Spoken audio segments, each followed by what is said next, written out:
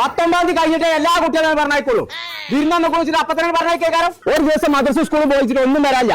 ഓല ആ സമ്മാനം കൊടുക്കുക, പൂരം കാട്ടി കൊടുക്കുക, സകല സമ്മാനം കൊമ്പക്കാട് തറവാടിക്ക് കൊണ്ടുവരും ഞാൻ അല്ലെ. ലോകത്തിൽ ഇല്ലാത്ത ഇതാണ്.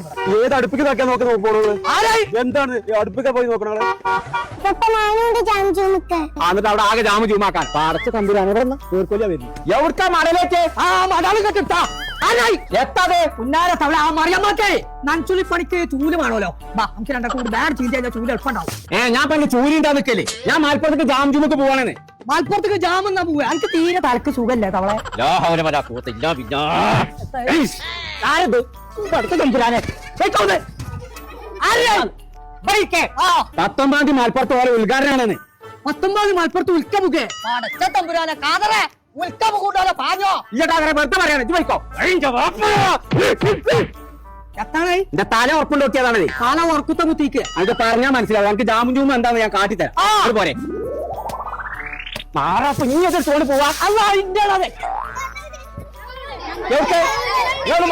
19 കൊണ്ടുപോവാ. നടക്കാതെ പോയിക്കോളൂ. ബാത്റൂമൊക്കെ താത്തിനെ പോവാ.